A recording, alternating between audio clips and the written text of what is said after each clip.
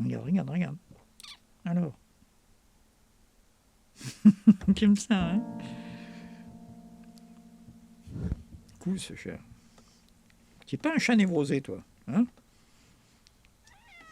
Oui, mais ça va. Je t'ai pas insulté, hein. Chers amis, chers camarades, chers adhérents, bonsoir.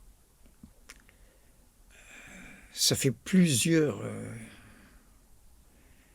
fois que la séquence que j'ai le bonheur de partager avec vous, mes petites interventions, étaient absorbées par la quantité effarante d'informations et l'accélération, n'est-ce pas, de l'actualité politique, géopolitique, internationale. Je ne vous fais pas un dessin. Chacun peut imaginer de quoi je veux parler.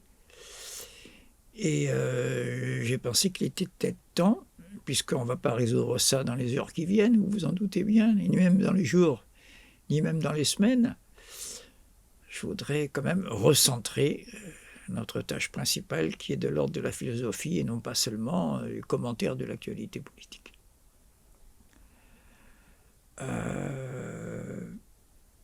Et pour ce faire, je reviens un peu au fondement de mes interventions. Ne vous inquiétez pas, je ne vais pas revenir à zéro, mais je fais quand même des rappels pour ceux qui n'étaient pas là au début, sur un thème bien précis, que j'isole un peu des autres, et que je vais aborder dans la première partie de mes interventions il y a presque une douzaine d'années maintenant, qui était, comme souvent quand on débute un cycle en philosophie, c'était nature et origine de la philosophie, nature au sens logique, hein, rien à voir avec la nature naturelle.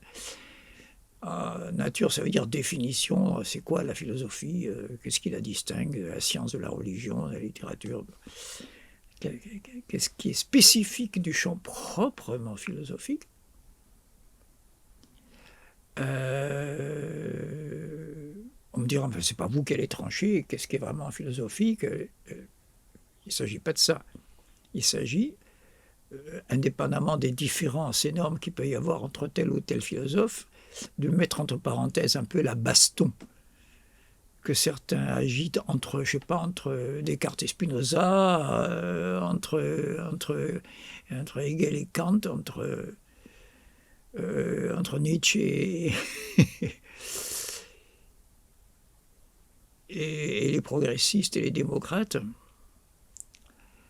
Et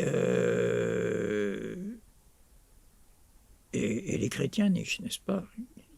Il était tellement chrétien qu'il s'en défendait. Mais je reviens au début sur l'importance pour situer l'originalité du philosophe. Pour bien préciser là où je reviens, je rappelle un petit détail sur lequel on glisse un petit peu trop rapidement dans nos entretiens, mais sur lequel je voudrais répéter et insister, parce qu'on a l'impression qu'on va hausser les épaules quand on entend ce que je veux dire, parce que ça semble tomber sous le sens, comme si j'enfonçais une porte ouverte, et pourtant, on oublie toujours d'en tenir compte, à savoir que chaque fois qu'on fait des distinctions, qu'est-ce qui distingue la philosophie des autres champs du monde intellectuel, et qu'est-ce qui la caractérise en propre, quand on vous demande, ou quand on éprouve le besoin de faire une distinction, c'est pas entre deux choses qui sont évidemment différentes. On ne va pas perdre du temps à distinguer une coccinelle d'un éléphant. Mais entre un éléphant d'Afrique et un éléphant d'Asie, vous pouvez me dire la différence exacte? Oui, je sais qu'il y en a qui font les grandes oreilles, les bosses sur le front, ça c'est l'éléphant d'Asie. Bon, c'est entre des choses qui sont proches et se ressemblent qu'il peut y avoir confusion. Et c'est là qu'il faut faire des distinctions. Voilà ce que je voudrais rappeler. Or, souvent on dit la philosophie hindoue, la philosophie chinoise. Il y a sous-entendu la philosophie traditionnelle. Hindoue, le brahmanisme par exemple, chinoise, le taoïsme ou le confucianisme, ce ne sont pas des philosophies, je vous rappelle rapidement, parce qu'il ne faut pas recommencer à zéro à chaque fois, ce ne sont pas des philosophies, ce sont des sagesses. La sagesse confucianiste, la sagesse taoïste, brahmanique, bouddhiste, c'est des choses différentes, mais enfin, je voudrais rappeler, là, il y a confusion quand on dit tout ça, c'est des philosophies. Ça ne me dérange pas, hein, dans le sens courant, pourquoi pas. Mais enfin, si il y a un consensus chez les philosophes pour les faire commencer à Socrate, c'est-à-dire en gros, n'est-ce pas, entre les présocratiques et Socrate, entre le 5e et le 4e siècle avant Jésus-Christ, donc à un moment où il y a déjà eu des siècles de pensée, et là je vais être honnête, je préfère 1000 fois une pensée, une sagesse profonde à une philosophie superficielle. Je ne suis pas en train de faire des jugements de valeur en disant que le taoïsme ou le brahmanisme n'arrive pas à la cheville de la philosophie. Ce n'est pas du tout mon propos. Je suis en train de dire que ce n'est pas les mêmes approches. Et la différence principale, pour la résumer, pour la condenser, puisque je ne veux pas tout répéter à chaque fois, c'est que les sagesses, les pensées non philosophiques commencent tout de suite par l'être, par l'objet dont on parle. Qu'est-ce que la nature, qu'est-ce que Dieu, qu'est-ce que la vie? Bon, ça, on n'a pas attendu Socrate pour réfléchir à tout ça. Il y a des pensées vertigineusement profondes dans la tradition hindoue, dans la tradition chinoise, dans la tradition du zen japonais. Voire chez les griots de l'Afrique subsaharienne. Donc ce n'est pas un jugement de valeur. Mais la grande différence, c'est que le philosophe s'occupe moins de la chose que des mots par lesquels nous parlons de ces choses. Je répète souvent la phrase, je rappelle parce que je suis obligé de repartir de ce début très important pour qu'on comprenne mon intervention d'aujourd'hui, de ce soir. Je rappelle que exemple très simple, qu'est-ce qu'une étoile? Ce n'est pas une question de philosophie, c'est une question de physique, d'astrophysique, d'astronomie, comme vous voulez. La question fondamentale en philosophie, c'est pas qu'est-ce que c'est. C'est qu'appelles-tu? Regardez tous les dialogues de Platon, le premier grand système de philosophie qui nous a été transmis grâce à l'écriture de Platon, puisque Socrate, son maître, n'écrivait pas.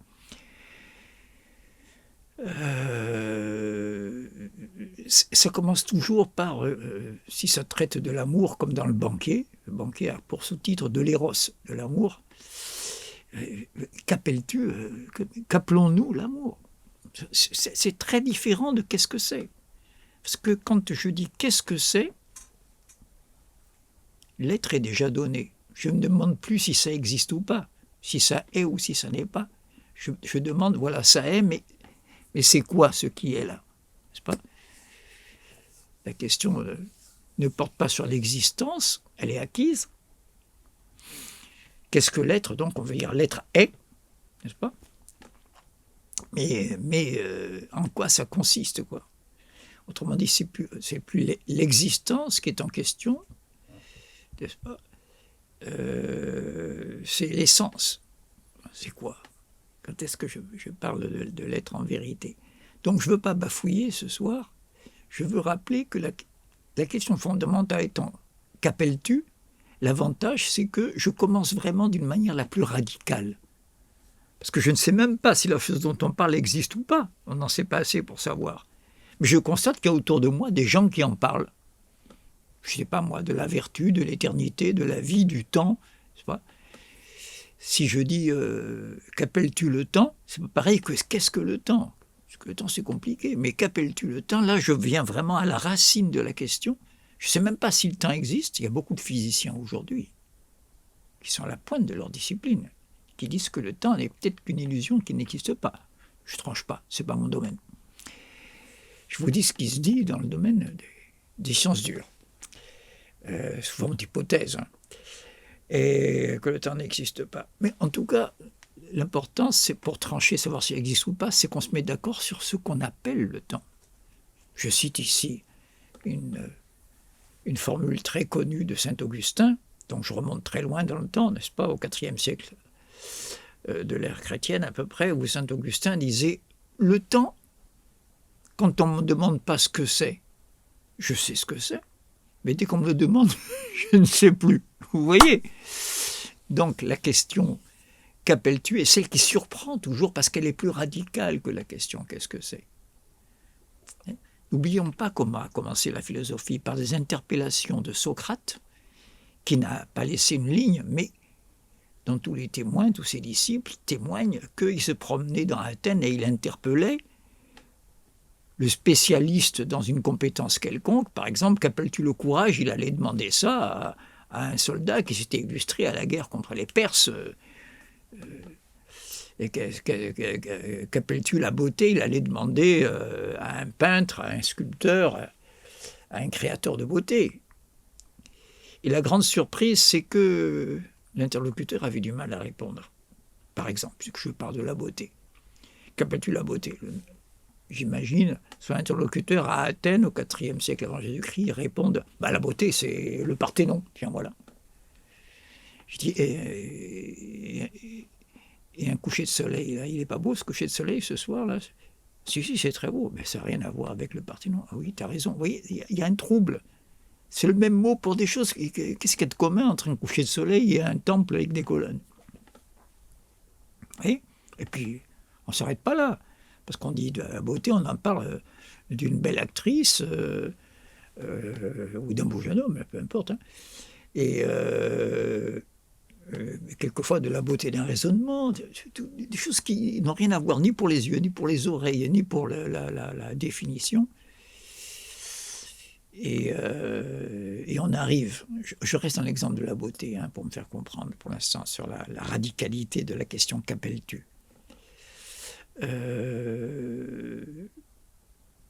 à savoir qu'on arrive toujours à deux catégories de réponses.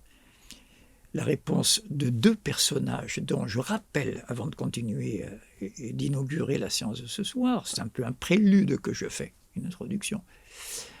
Deux personnages qui accompagnent le philosophe depuis toujours, qui existaient avant lui, qui ne sont pas dans la philosophie, mais qui sont toujours en train de marquer au sens footballistique, vous savez, comme marquer un peu de près un joueur. Là, hein. Deux personnages complètement opposés, qui sont le dogmatique et le sceptique. On ne peut pas faire plus opposé.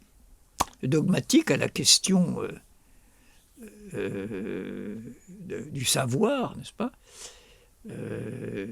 répond qu'il sait tout. Et le sceptique, c'est celui qui répond qu'on ne peut rien savoir. De certains, sous-entendus, n'est-ce pas? Donc il y a celui, quand Socrate demande qu'est-ce que la beauté, le dogmatique qui répond tout de suite c'est le Parthénon, n'est-ce pas? Et ça c'est le dogmatique. Et puis il y a le sceptique, aucun des deux n'est en philosophie pour l'instant, vous allez voir pourquoi. Et le sceptique va dire non mais attends, quand tu vas en Afrique du Sud, il y a les femmes calipiges, comme on dit, vous savez, avec d'énormes formes. Ça veut dire belle graisse, hein, calipige, mot à mot. C'est tout le contraire de la Vénus de Milo, n'est-ce pas, ou de Brigitte Bardot. Pardon, je suis un peu vieux, il doit y avoir des modèles de beauté cinématographique plus récentes. Et vous avez le droit de la trouver laide, c'est pas le problème. Mais et le sceptique va dire tout va bien. Ici, on appelle beau ceci, ailleurs, on appelle beau exactement l'inverse, donc la beauté n'existe pas. Vous avez ici un bel exemple de thèse et d'antithèse. Pourquoi je dis maintenant, j'ai l'air de le dire un peu brutalement et de manière un peu arbitraire, qu'aucun des deux n'est philosophe, ni le dogmatique, ni le sceptique? Parce que les deux séparent l'essentiel de la philosophie, c'est-à-dire le travail de recherche. Je n'ai pas besoin de rechercher quand je suis dogmatique, puisque je sais que la beauté, c'est le Parthénon. Ça y est, j'ai trouvé. Donc, je m'épargne la recherche. Et le sceptique, il ne va pas rechercher quelque chose dont il dit que ça n'existe pas, qu'il y a autant de beauté que d'individus, en gros, si vous voulez. Donc, il n'y en a pas, donc, question oiseuse. Je continue et je termine ma petite parenthèse par le cas particulier de la beauté, de la question qu'appelles-tu le beau. Socrate intervient entre le dogmatique et le sceptique pour dire qu'est-ce qui te fait dire que le Parthénon c'est beau? Eh ben regarde, oui, c'est l'œil. Hein. Les deux ont en commun, alors que tout semble les opposer. L'un dit qu'on peut tout connaître, l'autre dit qu'on ne peut rien connaître. On ne peut pas faire plus opposés, apparemment. Je rappelle au passage que je suis en train de rappeler un des aspects de la dialectique. La dialectique, c'est de voir ce qu'il y a de commun dans deux thèses qui ont l'air de s'opposer d'une manière la plus radicale. Et alors, ceux qui m'écoutent depuis un certain temps, déjà, sans doute se rappellent ce qu'il y a de commun entre celui qui dit la beauté, c'est le Parthénon, et celui qui dit la beauté, ça n'existe pas, où il y en a autant que d'individus. Le point commun, c'est qu'ils cherchent la beauté à l'extérieur d'eux-mêmes. Pour ça, je disais avec l'œil, en gros, quoi. Sauf qu'il y en a un qui n'a pas beaucoup voyagé en dehors d'Athènes, donc pour lui, le Parthénon, c'est le modèle indépassable de la beauté. Et l'autre qui est allé apparemment en Afrique, ailleurs, etc., a quelques éléments de comparaison qu'il a un peu moins fruste que le dogmatique, si vous voulez. Ça, c'est les différences. Mais le point commun, c'est que c'est l'extérieur qui tranche. Ici, le critère de la beauté, c'est la Vénus de Milo ou la victoire de Samothrace, c'est les sculptures. Et l'autre va dire, mais non, mais ça n'existe pas, regarde, là, ici, c'est des femmes qui font 120 kilos. Bon. Alors, c'est quoi l'antithèse de chercher à l'extérieur? Comment les renvoyer dos à dos? Eh bien, c'est par la phrase qui est inscrite au-dessus du fronton du temple de Delphes où l'on venait consulter, n'est-ce pas, l'oracle, l'endroit le plus sacré de la Grèce, et que Socrate donne en exemple dans l'apologie de Socrate rédigée par son disciple Platon, qui lui écrivait, heureusement pour nous, à savoir, connais-toi toi-même. Arrête de chercher la définition du beau à l'extérieur de toi. Et voilà la démonstration. Et ça va être la fin de mon rappel, et à travers le cas particulier de la beauté. Quand je dis d'une chose, peu importe laquelle, que ce soit la femme autantote, calipige, ou que ce soit le modèle grec, quand je dis « elle est belle », ça veut dire « elle me plaît ». Pour l'instant, on est dans la mathématique, là. A implique B. Si elle me plaît, c'est qu'elle me fait éprouver un plaisir. Pour l'instant, je suis dans la rigueur. Je peux beaucoup progresser parce que j'enfonce les portes ouvertes. Si elle me plaît, c'est que ça me procure un plaisir. Et si j'éprouve un plaisir, c'est que cet objet, la femme ceci Y et la femme X, viennent satisfaire ce sans quoi il n'y a pas de plaisir, viennent satisfaire un désir. Le plaisir de boire, il n'est jamais aussi intense que lorsqu'on a soif. Vous fait tous comme moi. Quand on a très soif après une course, dans la chaleur, ce que vous voulez, qu'on arrive enfin chez soi, on ouvre le frigidaire, une bouteille fraîche, là, ou une source, hein, c'est encore mieux. C'est la première gorgée paradisiaque. La seconde un peu moins, la troisième encore moins, et puis à la fin, si je continue à boire alors que j'ai plus soif du tout, je me fais insulter par le capitaine Haddock qui, à travers ses tombereaux d'injures, en lance souvent une qui s'appelle bois sans soif. N'est-ce pas? Tout ça pour vous rappeler que si j'éprouve un plaisir, c'est qu'un désir vient d'être satisfait. Mais pas du tout, moi, ça me plaît, mais je désire rien. Je n'ai pas dit un désir conscient. Qu'est-ce que vous voulez que je vous dise? Alors, qu'un bricoleur éprouve du plaisir à utiliser un marteau qui marche à merveille, c'est-à-dire qui ne tombe pas sur le doigt, avec lequel je peux enfoncer un clou pour accrocher un tableau à mon mur, n'est-ce pas, sans qu'il se casse, sans que le fer parte d'un côté et le manche de l'autre. Ça, c'est un plaisir qui n'a rien d'esthétique. Mais quand je dis dans une vitrine cette chemise-là, elle me plaît, elle est belle. On me dira, mais cette chemise me plaît, je ne vois pas tellement le désir. Ah ben voilà. Moi je dis, il n'y a pas de plaisir sans désir, mais ce désir, c'est rare. Et dans le domaine esthétique, c'est même pratiquement rarissime que ce désir soit conscient. Je ne peux pas dire j'aime cette chemise parce qu'il y a dessus des cow-boys qui poursuivent des Indiens. C'est pas ça. C'est pas le contenu. Des fois, c'est une chemise qui est unie ou qui a des rayures, des choses abstraites. Et donc, j'en arrive à cette conclusion bizarre qui clôt mon exemple de la beauté. C'est qu'à propos de Connais-toi toi-même, je suis un peu humilié. J'ai l'impression que l'objet contient le secret d'un désir dont je ne suis pas conscient. Autrement dit, il en sait plus sur moi que moi-même. Dites donc, l'objet est beau. Chaque fois que vous dites qu'une chose est belle ou que quelque chose est beau, c'est pas, vous avez affaire à un objet qui en sait plus sur vous que vous-même. C'est assez fascinant. Vous en avez une illustration saisissante dans un des poèmes les plus connus de Baudelaire, Les Correspondances. Je dis juste le premier quatrain qui va suffire à illustrer et à mieux faire comprendre tout ce que je viens de dire, que l'objet en sait plus sur moi que moi-même, il connaît mieux le désir qui vient satisfaire. Voici ce quatrain. La nature est un temple où de vivants piliers laissent parfois sortir de confuses paroles. L'homme y passe à travers des forêts de symboles qu'il observe, attention, pas Q apostrophe, qui, QI, l'observe, observe l'homme. Un peu inquiétant, les symboles qui observent l'homme. Ce n'est pas l'homme qui observe les symboles. L'homme y passe à travers des forêts de symboles qu'il observe avec des regards familiers.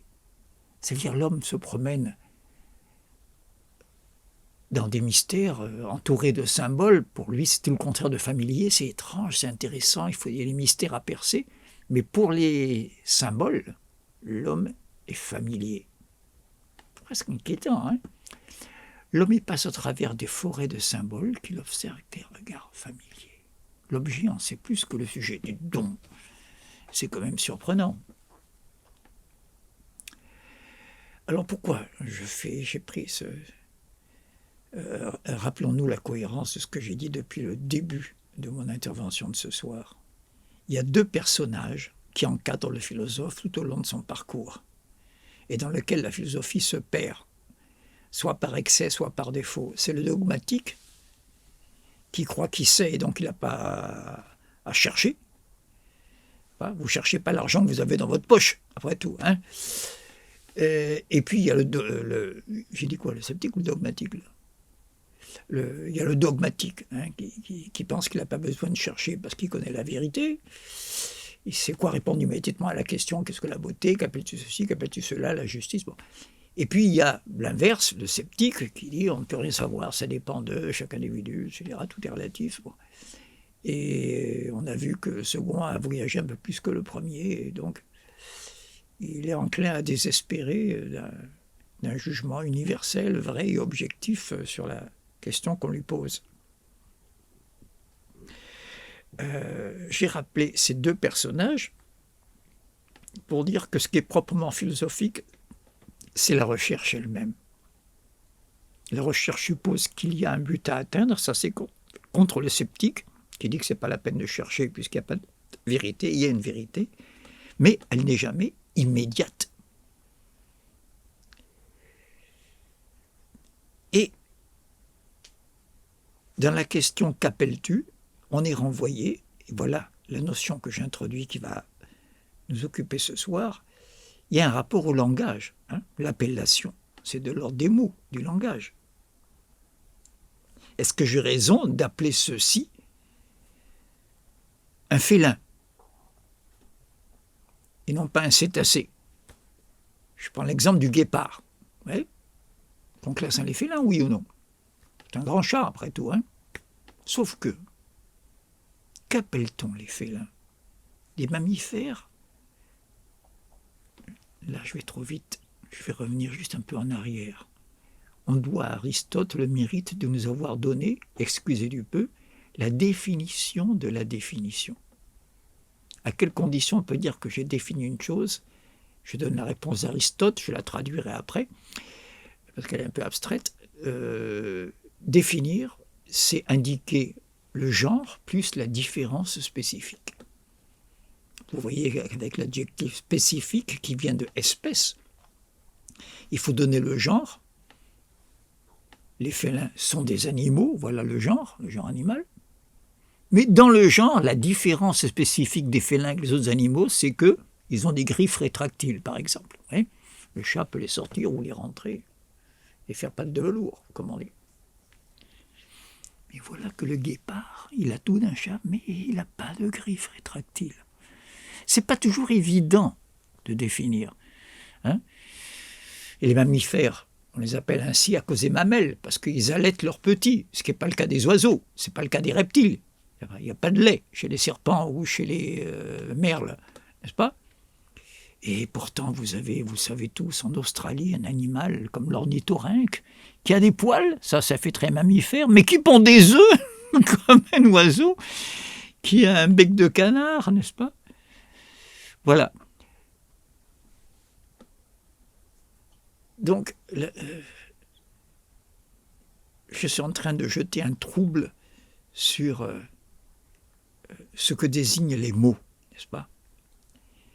Et jamais l'interrogation sur les mots, la réponse à la question socratique « qu'appelles-tu ?» ce n'est jamais aussi important qu'à propos de choses qui nous semblent aller de soi, qui nous semblent les plus évidentes, où on est tellement habitué qu'il ne nous vient jamais à l'esprit de le traduire sous forme de question.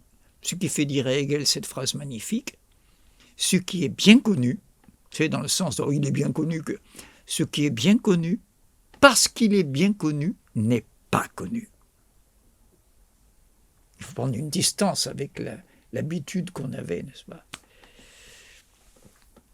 Oui, si par exemple, je demande un exemple d'immobilité par opposition au mouvement, fixité, je vais désigner par terre ce qu'on appelle le plancher des vaches. C'est pas pour dire, voilà, ça c'est du solide, c'est du costaud, ça bouge pas, le reste ça passe, mais il y a le plancher des vaches, c'est pas de l'eau, c'est pas un fleuve qui coule.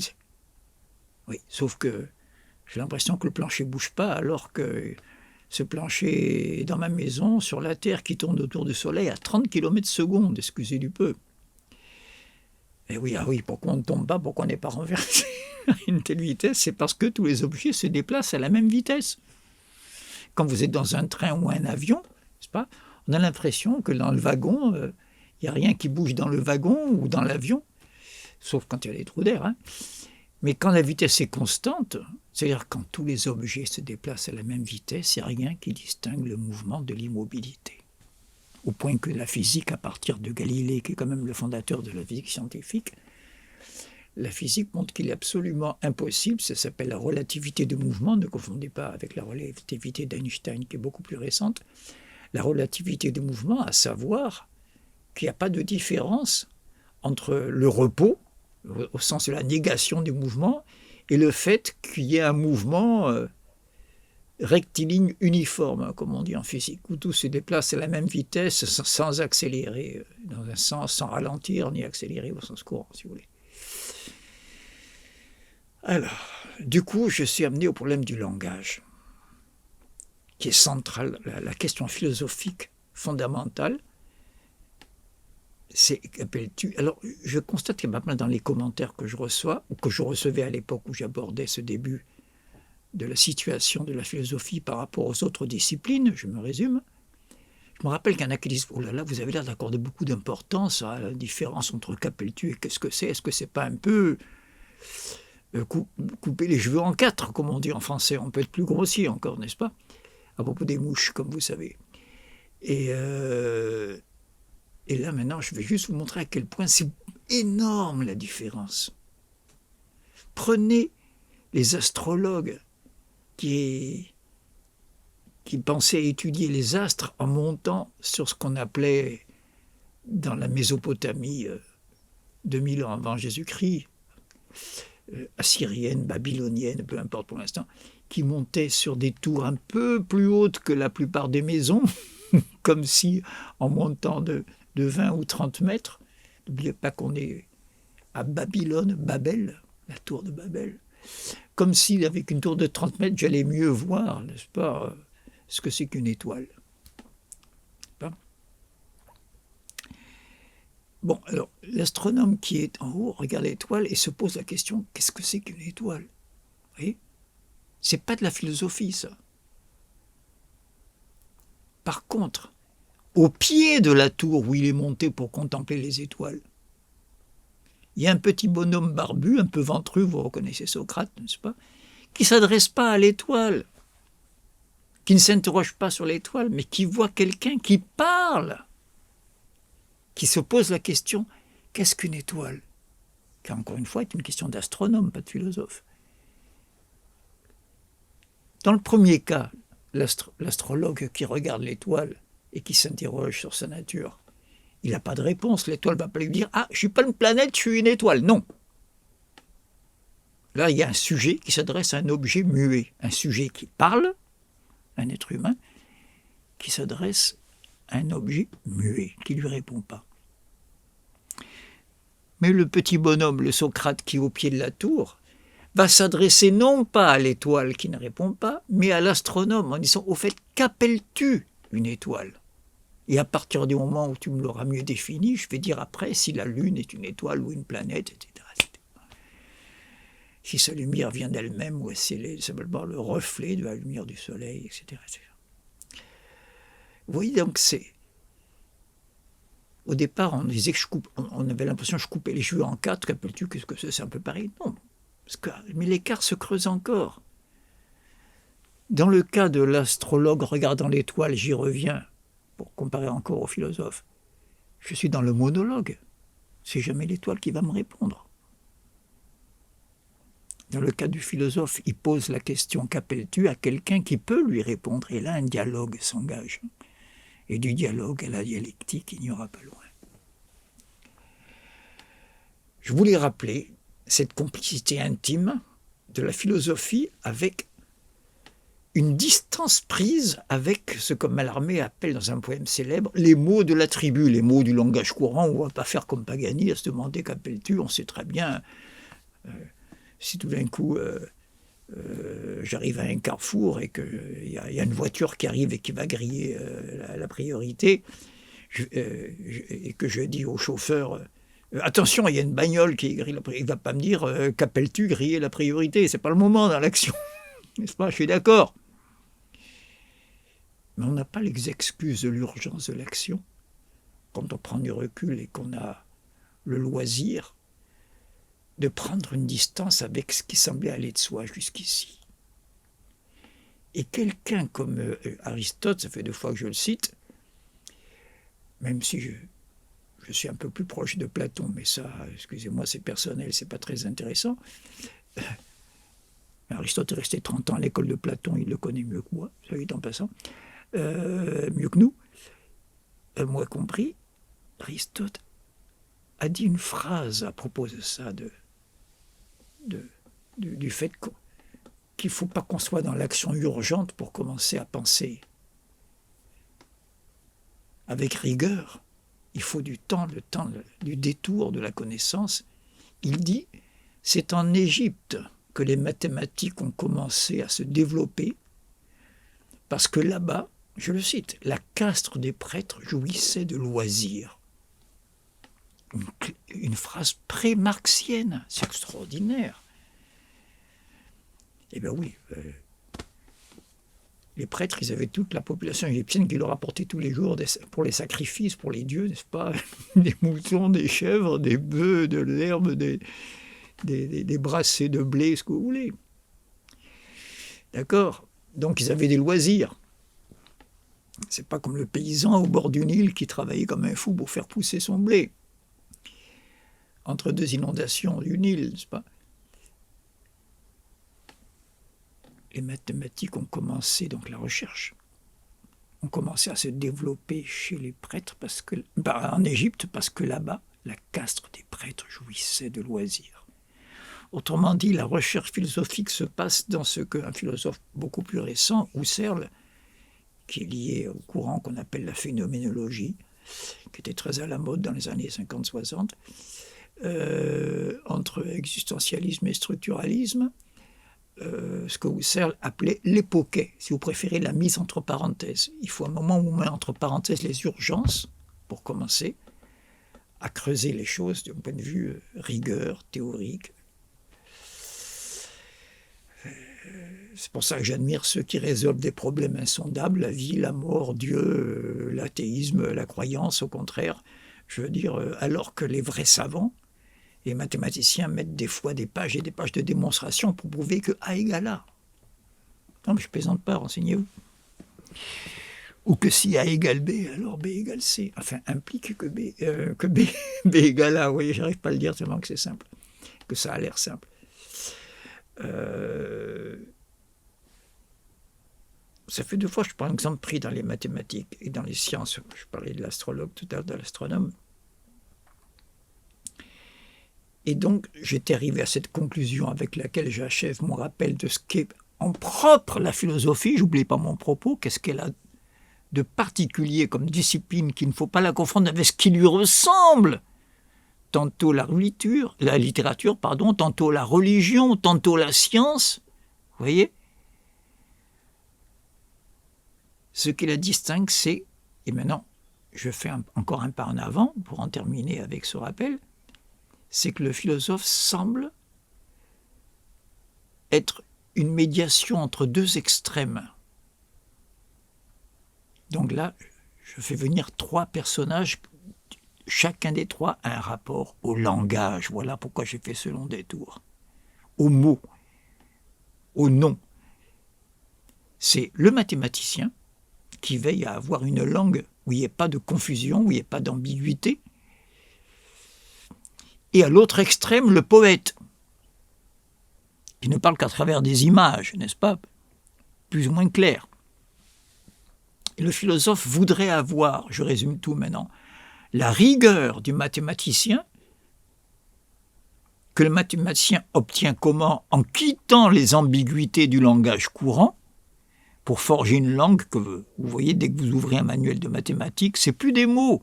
Ce qui est le plus abondant, ce sont des signes qu'on appelle, comme vous voulez, des algorithmes, des mathèmes. Vous voyez ? Mais ce n'est pas des mots. Pourquoi il se méfie des mots, le mathématicien ? Il a bien raison. Enfin, dans son but. Pourquoi il s'en méfie dans son but ? Son but, lui, c'est la connaissance.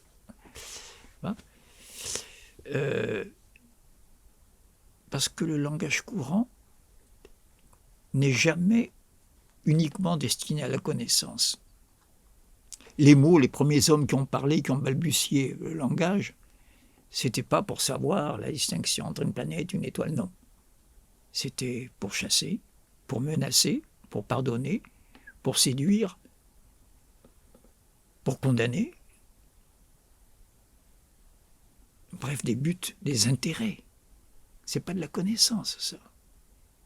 Le but ici n'est pas la connaissance objective. Et je vous donne un exemple qui montre que la langue de tous les jours, précisément parce que son but premier n'est pas la connaissance, fait de vous, de moi, de la plupart des gens qui parlent le langage que je suis en train de parler, qui n'est pas des formules mathématiques. Là, je parle de ce que les linguistes appellent le langage naturel. Sans doute par antiphrase, parce qu'il n'y a pas grand-chose de naturel dans le langage, mais le langage qui n'est pas formalisé en formules abstraites. À savoir, quand je dis « le jour se lève », tiens, le jour se lève. Je ne suis pas dans les formules compliquées, là, je ne suis pas dans des abstractions philosophiques. Mais qu'est-ce que je dis là ? Je suis en astronomie quand je dis « le jour se lève ». Le soleil se lève, je suis en astronomie. C'est scientifique ça comme parole. Je ne dis pas que c'est faux. Je demande, est-ce que c'est vraiment rigoureux ? Il ne se lève pas, il ne s'est pas couché, le soleil. D'ailleurs, ce n'est pas lui qui bouge, c'est nous. C'est la Terre qui, en tournant sur elle-même, fait que tout d'un coup, ça bascule et que le soleil réapparaît. Ou disparaît, lorsqu'elle a fait son tour dans la journée, disparaît vers l'ouest, n'est-ce pas ? Mais ce n'est pas grave, parce qu'il revient le lendemain matin à l'est. Ce qui fait dire à Nietzsche, que je cite souvent péjorativement, je cite plus souvent les Nietzschéens péjorativement que Nietzsche lui-même, enfin, il a une très belle formule où il dit c'est toujours un nouveau soleil qui se lève chaque matin, mais c'est toujours le même qui se couche le soir.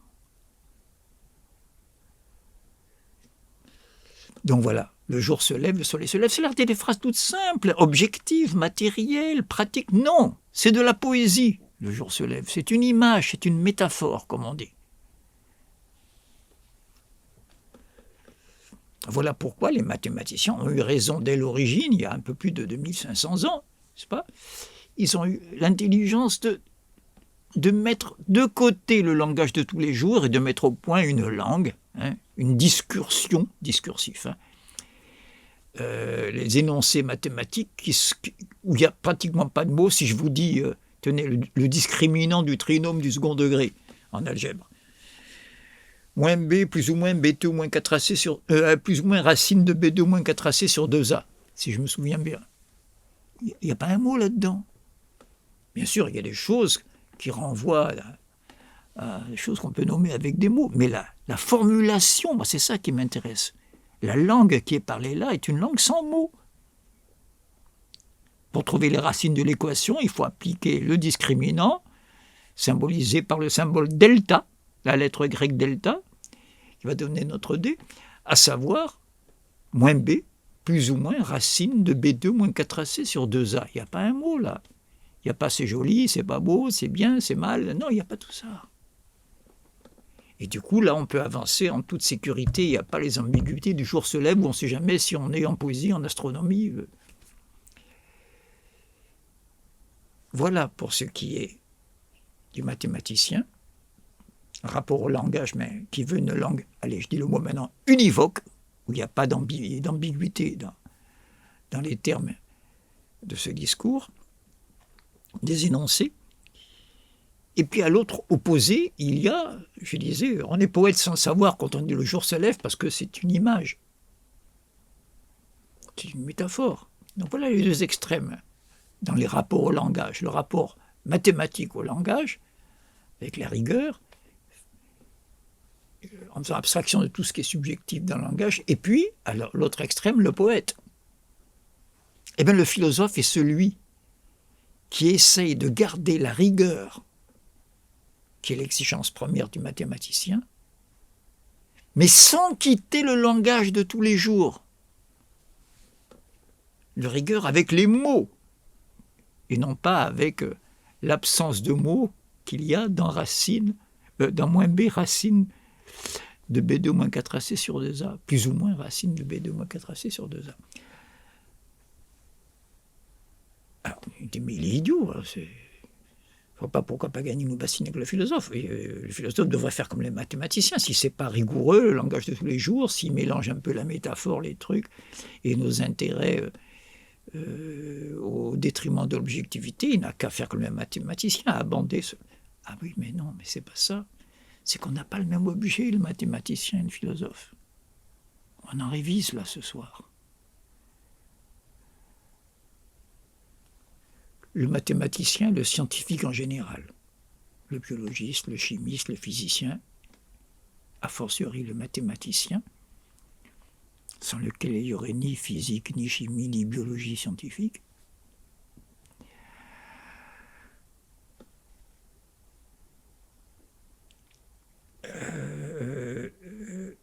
a une visée, je vais dire un mot qui a l'air un peu savant, mais enfin très courant et très facile, a une visée d'abord cognitive. Ce qu'il veut, c'est connaître, savoir. Alors, comme j'ai dit tout à l'heure, le langage en général, son premier but n'est pas la connaissance. Encore une fois, c'est je m'en sers pour séduire, je m'en sers pour menacer, je m'en sers pour pardonner, je m'en sers pour supplier. Vous voyez ? C'est plus proche de l'action que de la connaissance. Et la plupart du temps, d'ailleurs, sur l'action à l'égard de nos semblables. N'est-ce pas ? C'est mal vu celui qui parle tout seul. Hein ?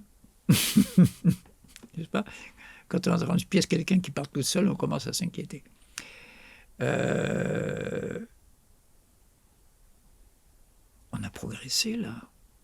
On comprend pourquoi le philosophe ne peut pas et ne doit pas, vis-à-vis de sa visée à lui, quitter le langage de tous les jours avec toutes ses ambiguïtés, ses métaphores et ses images, avec ce langage qui a l'air d'être vraiment... qui n'est pas l'outil dont on a besoin pour connaître. Or, la visée du philosophe, c'est pas seulement la connaissance. Et là, je rappelle que Kant, le philosophe Kant, qui est le couronnement du siècle des Lumières, la deuxième moitié du XVIIIe siècle, si vous préférez, Kant on peut en penser ce qu'on veut, mais il a eu ce mérite de rendre un immense service aux philosophes en général, en résumant le programme philosophique par 3 questions fondamentales, mais sur les 3, je laisse tomber la 3e. Que m'est-il permis d'espérer, je le laisse de côté. Mais 2 fondamentales, que puis-je savoir, que dois-je faire? Voilà qui résume le programme de toute philosophie. Or, que puis-je savoir? Le philosophe se la pose, bien sûr. Je n'ai pas dit que le philosophe est indifférent à la connaissance. Mais là, il n'est pas le seul. Parce que les mathématiciens, les physiciens, les chimistes, les biologistes, bref, les sciences dures, comme on dit, sciences exactes, sciences dures, ça dépend des époques, sciences de la nature, sauf qu'il y a les mathématiques qui n'ont rien à voir avec la nature, mais dont on a besoin pour comprendre la nature. Eux aussi cherchent à savoir où c'est qui sont les mathématiciens, les physiciens, les chimistes. À Jussieu, ou au CNRS, Centre national de quoi? De la recherche scientifique. Science, ça vient d'un verbe skiri qui veut dire savoir. Ça vient de là. Skio, je sais. D'accord? Recherche scientifique, ça veut dire la recherche d'un savoir. C'est-à-dire, attention, le contraire de ce qu'on trouve au café du commerce. J'ai rien contre le café du commerce, j'aime bien discuter football, faire le malin, payer la tournée ou me la faire payer. C'est un jeu impersonnel. À savoir, celle-là, au café du commerce, c'est pas le savoir qui est visé, c'est l'opinion. Chacun a son opinion. Vous savez, on dit que la France, c'est 65 millions d'entraîneurs au foot, n'est-ce pas? Chacun a sa conception. Moi, j'aurais sélectionné un tel, je lui aurais mis 3 carrels. Non, pardon, ça c'est le rugby. Je l'aurais mis avant-centre et l'autre, je l'aurais mis dans les buts. Bon. Ça, c'est l'opinion. C'est-à-dire un discours qui ne sait pas se justifier lui-même, n'est-ce pas? Qui peut parfois dire la vérité, mais sans savoir quels en sont les fondements. C'est-à-dire qu'il peut arriver à l'opinion, c'est la doxa en grec, qui peut parfois être orthodoxe, c'est-à-dire avoir l'opinion droite, l'opinion vraie, mais qui la plupart du temps, n'est-ce pas, est le langage des passions, qui est bien loin de la vérité. Donc, laissons ici le café du commerce. Le monde scientifique cherche à savoir, lui aussi, comme le philosophe. Donc, 2 questions par lesquelles Kant définit le programme de la philosophie essentiellement, à savoir que puis-je savoir et que dois-je faire. La première, il n'est pas la seule à se poser. Donc, c'est pas là qu'on va trouver ce qui spécifie, vous voyez comme je tiens mon fil depuis le début, ce qui spécifie et ce qui caractérise en propre le philosophe et lui seul. C'est la 2e question. Que dois-je faire? Je suis obligé de faire tous ces rappels parce que ça va nous prendre du temps, et même après la séance ce soir, si vous regardez bien. Car les 2 questions, là, que puis-je savoir, que dois-je faire, vous me demandez pourquoi je les répète. Mais parce que vous n'avez pas remarqué que ce n'est pas seulement les 2 verbes savoir et faire qui les opposent, voire qui les distinguent et même qui les opposent. C'est qu'il y a 4 verbes là, il n'y en a pas 2. Regardez bien. Que puis-je savoir? Il y a bien le verbe pouvoir là. Et que dois-je faire? Et là, c'est le verbe devoir. Donc les 2 questions diffèrent à chaque fois à 2 verbes près. Pour des énoncés aussi courts, c'est beaucoup. Alors, je braque mon projecteur, qu'appelles-tu, sur le verbe devoir. Que dois-je faire? Et je vous pose une question toute simple. Qu'appelles-tu devoir? Dans le langage courant, on va dire je dois manger pour vivre, par exemple. Je dois respecter le feu rouge. C'est le même sens, là. Chacun d'entre vous sent très bien que c'est bizarre que ce soit le même mot, parce que c'est bien différent. Manger pour vivre, est-ce que c'est vraiment un devoir? Je dois manger pour vivre, comme si j'avais le choix. Par contre, respecter le feu rouge, ça c'est un devoir. La différence, c'est que je ne peux pas vivre sans manger. C'est un jeu impersonnel, et c'est même pas propre à l'homme. Ça ne définit pas l'homme qu'il faille manger pour vivre. Je ne dis pas que je suis matérialiste. Je sais pas. Si je ne mange pas, je ne vais pas rester vivant. Surtout si je ne bois pas. Mais c'est pas ça qui définit l'homme, parce que le ver de terre, le moustique, les protozoaires, les amibes aussi, n'est-ce pas, les végétaux, doivent se nourrir. Cette belle formule du poète allemand Novalis qui dit la plante méditative qui est toute succion. On a l'impression qu'elle est immobile, tranquille. La plante, elle est tout le temps en train de sucer les sels minéraux là, qui sont dans le sol, les liquides, ou d'absorber la lumière du soleil par la photosynthèse, etc. Elle se nourrit. Donc ça ne veut rien dire. Je dois manger pour vivre. Alors, c'est prétentieux. Ça ne dépend pas de moi. Ce n'est pas un devoir. Par contre, le feu rouge, je répète, je ne peux pas vivre sans manger. On est bien d'accord là-dessus. C'est un jeu qu'un ver de terre pourrait faire sien. Par contre, je dois respecter le feu rouge. Là, le contraire est possible. Je peux le griller. Attention, il ne faut pas le faire. Mais enfin, on est en France. 3 heures du matin, pas de flic à gauche, pas de flic à droite, ne le faites jamais. Jamais. Bouscard est passé si près de la mort que l'accident qu'il a eu dans un taxi où le chauffeur est mort. Et où il est resté à l'hôpital bien longtemps. À cause d'un refus de priorité rue Rivoli. Je peux griller le feu rouge. Donc là, le verbe devoir est bien utilisé. C'est quand il y a la possibilité de faire le contraire, autrement dit, quand il y a une marge de liberté, on ne s'y attendait pas à celle-là. On voit tout d'un coup les enjeux de ces distinctions apparemment dans des bavardages abstraits, c'est très concret. Je peux griller le feu rouge, mais je ne dois pas. C'est là qu'on voit l'importance du verbe devoir. Je peux tromper ma femme, mais je ne dois pas, en principe. Dans les mœurs, morale vient de mores, les mœurs.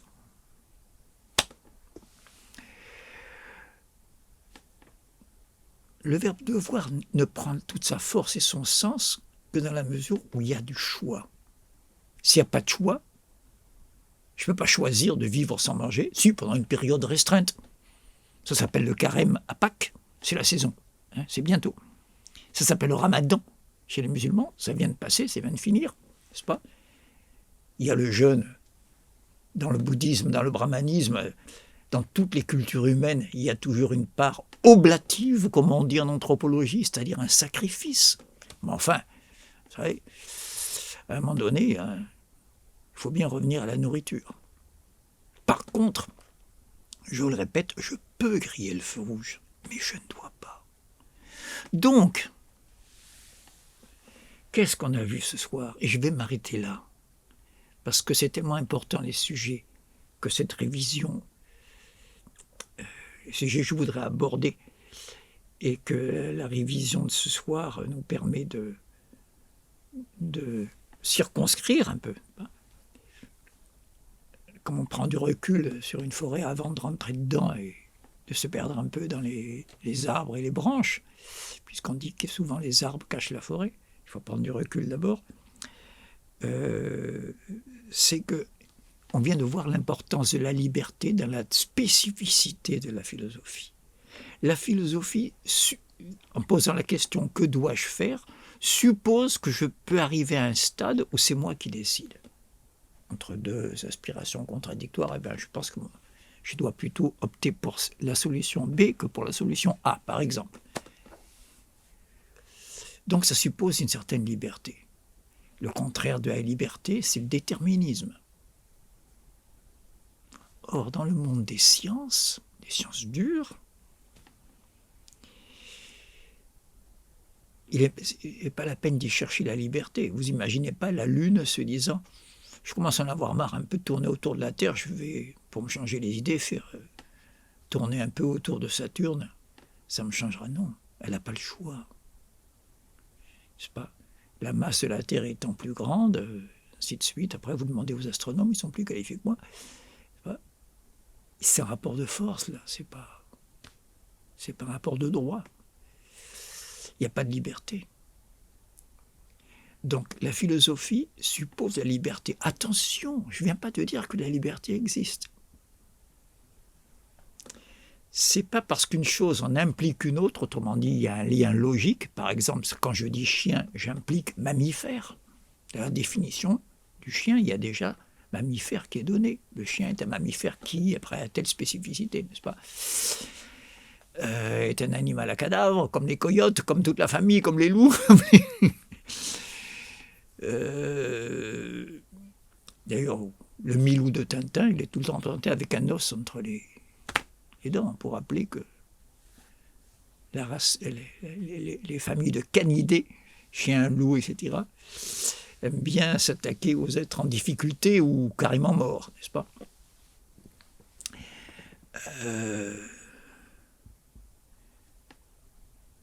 Si je dis un ange est une créature céleste avec des ailes dans le dos et une auréole au-dessus de la tête, pour l'instant j'ai donné une définition qui correspond à peu près aux représentations, soit picturales, soit théologiques, qu'on a des anges. Mais ça ne veut pas prouver qu'un ange existe. Le lien logique, c'est cohérent, ce que j'ai dit sur l'ange, hein, c'est bien conforme à l'image qu'on en a. Le lien logique ne fournit pas une certitude ontologique. Je n'ai pas affaire à l'être, à l'existence, là, nécessairement. En tout cas, je n'ai pas la preuve que ça existe. De la même manière, ce n'est pas parce que la philosophie suppose, comme on vient de le voir, une marche de liberté, en se posant la question « que dois-je faire ?», c'est pas pour ça que la liberté existe. Autrement dit, tout le destin de la philosophie, regardez comme je la fragilise tout d'un coup, est suspendu à la possibilité de la liberté. Pas de liberté. Si la liberté est impossible, c'est ce que pensent les déterministes, il y en a comme ça, qui disent que tout ce que je dis, tout ce que je pense, tout ce que je fais, c'est guidé par des processus physico-chimiques, imagerie cérébrale. Très à la mode, ça. Vous devinez que je reprends ma critique du néopositivisme, qui est l'idéologie dominante. Je ne critique pas les sciences quand je dis ça. Je critique de ceux qui veulent réduire le champ de la connaissance à ce modèle de connaissance, qui est excellent et qui est le plus indiqué lorsqu'on étudie les galaxies, mais peut-être pas lorsqu'on étudie la différence qu'il y a entre l'amour à l'époque de Néandertal et l'amour dans La Princesse de Clèves. C'est là qu'on voit qu'il n'y a pas que des déterminations naturelles, il y a aussi des déterminations historiques lorsqu'on parle de l'être humain. Donc voilà, je voudrais en rester là pour ce soir.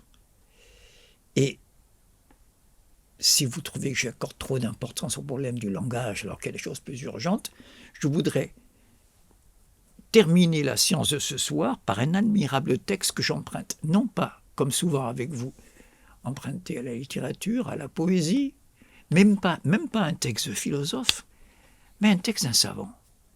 Et pas n'importe lequel, car c'est celui d'un chimiste, et pas n'importe quel chimiste, puisque c'est rien moins que Lavoisier, celui qui, au XVIIIe siècle, juste un peu avant la Révolution, où il y a perdu sa tête, a fondé la discipline, enfin a fait de ce qu'on appelle maintenant la chimie une science. Avant, c'était l'alchimie, ce qu'on voulait.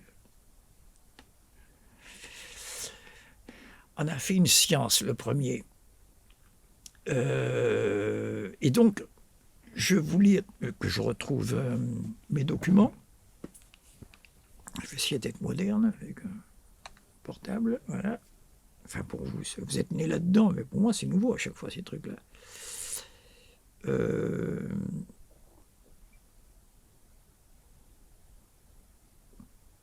Voilà, c'est ça. Alors, mince, la page d'après. Excusez-moi. Voilà. J'extrais la citation que je vais me permettre de vous présenter là, d'un ouvrage de Lavoisier qui est le premier traité de chimie, n'est-ce pas? Et c'est dans l'introduction que l'on trouve ce passage à propos des rapports entre la science, la connaissance et le langage.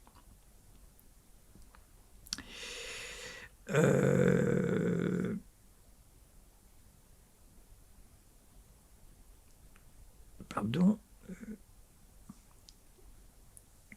N'allons trop vite, excusez-moi, voilà. C'est en m'occupant de ce travail, il s'adresse au lecteur comme introduction, hein, lui aussi il fait un prélude, que j'ai mieux senti que je ne l'avais encore fait jusqu'alors l'évidence des principes qui ont été posés par l'abbé de Condillac. Condillac est le père des philosophes sensualistes, ceux qui disent en gros que tout nous vient d'abord au départ des sensations, que ça perd des sensations, qu'on arrive aux idées, à la pensée, mais qu'au départ on a un corps comme les animaux. Donc, et quelques autres de ses ouvrages où il établit, et là il cite, et c'est souligné, enfin c'est en italique, « Nous ne pensons qu'avec le secours des mots ». Vous voyez comment on arrive au langage chez un chimiste dès sa 15e ligne, n'est-ce pas ? Que les langues sont de véritables méthodes analytiques, que l'algèbre la plus simple, la plus exacte et la mieux adaptée à son objet, de toutes les manières de s'énoncer, est à la fois une langue et une méthode analytique, enfin, que l'art de raisonner se réduit à, je cite, une langue bien faite. Et en effet, tandis que je croyais ne m'occuper que de nomenclature, il pensait d'abord donner une définition de tous les mots dont on use en chimie, ce que c'est qu'un gaz, ce que c'est que... Tandis que je n'avais pour objet ce que c'est que la synthèse de l'eau, de l'air ou l'analyse, tandis que je n'avais pour objet que de perfectionner le langage de la chimie, mon ouvrage s'est transformé insensiblement entre mes mains, sans qu'il m'ait été possible de m'en défendre, en un traité de chimie. L'impossibilité d'isoler la nomenclature, regardez bien ce mot, dans nomenclature il y a nomen, ça veut dire le nom. La manière dont il faut dire ça c'est un âne, ça c'est un bœuf. Dans l'écriture, je quitte la science, mais dans l'écriture, dans la Bible, dans l'Ancien Testament, dans la Genèse, on dit que Dieu a donné à Adam, à l'homme, le privilège de nommer les créatures.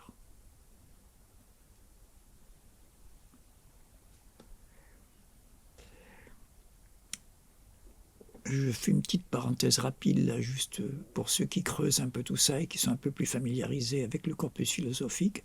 Si vous regardez bien la première grande distinction entre trois philosophes, celle de Platon et d'Aristote, première chronologiquement, jusqu'à aujourd'hui, n'est-ce pas, ces deux versants de la philosophie. Platon qui est dans le monde intelligible et Aristote qui est dans le monde sensible, comme le montre le célèbre tableau de Raphaël, où on voit Platon et son disciple, le jeune Aristote, descendre les marches de l'Académie, l'école fondée par Platon, parce que c'est un quartier qu'il avait acheté près d'Athènes, qui s'appelait Académos, tout simplement, oui, où l'on voit Platon, plus vieux bien sûr qu'Aristote, levant un doigt vers le ciel, vers le monde des idées intelligibles, et Aristote, avec la main comme ça, leur dit oh, n'oublions pas le sol quand même. Je ne tranche pas pour l'instant entre les deux. Mais je refais ma petite parenthèse ici avant de reprendre le texte là, c'est qu'on a souvent dit, je dis pour ceux qui sont un peu plus spécialistes là, de la recherche philosophique, que tout l'effort d'Aristote porte sur le jugement. Pensez à sa théorie des syllogismes. Alors que tout l'effort de Platon ne porte pas sur le jugement, mais sur le concept lui-même, sur le mot, le nom. Vous voulez voir la différence? C'est simple, lion. Je dis lion, c'est un mot isolé, c'est pas un concept. Qu'appelles-tu un lion? Bon, lion. Mais le lion est un mammifère, ça c'est un jugement. C'est la relation entre deux concepts. Oui, ça c'est Aristote. Alors que Platon, lui, va se dire, qu'appelles-tu l'éros, l'amour, dans le banquet? Qu'appelles-tu une cité juste dans la République, n'est-ce pas? Qu'appelles-tu l'art oratoire, la rhétorique, dans le Gorgias, etc., etc. Chacun s'apporte sur le nom. Je referme, c'est pour dire dans nomenclature, il y a nomen, le nom. L'impossibilité d'isoler, je reprends le texte de notre chimiste, de Lavoisier, la nomenclature de la science et la science de la nomenclature. Donc voilà, là il dit très clairement qu'il n'y a pas de science sans une réflexion sur le langage. Tient à ce que toute science physique est nécessairement formée de trois choses. La série des faits qui constituent la science, c'est le mode objectif, les idées qui les rappellent, les faits, qui rappellent les faits, les mots qui expriment les idées. Je saute un passage pour en arriver à... Voilà. Excusez-moi que je ne... Comme c'est un petit écran, voilà. Le mot doit faire naître l'idée, l'idée doit peindre le fait, ce sont trois empreintes d'un même cachet. Et comme ce sont les mots qui conservent les idées et qui les transmettent, il en résulte qu'on ne peut perfectionner le langage. Voilà la phrase par laquelle je termine cette citation et la science de ce soir, cette citation de Lavoisier, fondateur de la chimie. Il en résulte qu'on ne peut perfectionner le langage sans perfectionner la science, ni perfectionner la science sans interroger le langage. Et c'est ici que je suspends ma citation. J'espère que je n'ai pas été trop abstrait. J'ai essayé de prendre quelques exemples concrets à chaque fois. Et nous soulevons un chantier important là, que nous essayerons de poursuivre la prochaine fois. Merci beaucoup à vous. Merci énormément à Adrien, qui, ça s'est rafraîchi cette nuit, qui est venu en vélo depuis Aubervilliers jusqu'à Cachan. Je le dis à chaque fois parce que pour mesurer la chance que j'ai d'avoir affaire à des bénévoles. Et j'en profite. Et ce sont mes derniers mots ce soir. Pour dire que j'ai 1000 excuses à présenter pour, pas le délitement, comment je dirais, par les difficultés dans lesquelles se trouve notre association. J'ai bénéficié, comme c'est le cas avec Adrien, que je ne remercierai jamais assez, aussi peu que je ne remercierai jamais assez Pierre-Alain, Philippe Moreau, qui a été le premier à mettre mes vidéos en boîte, d'une manière un peu plus éphémère, mais je n'oublie jamais, même ceux qui ne l'ont fait qu'une fois, Mehdi Chentouf, ou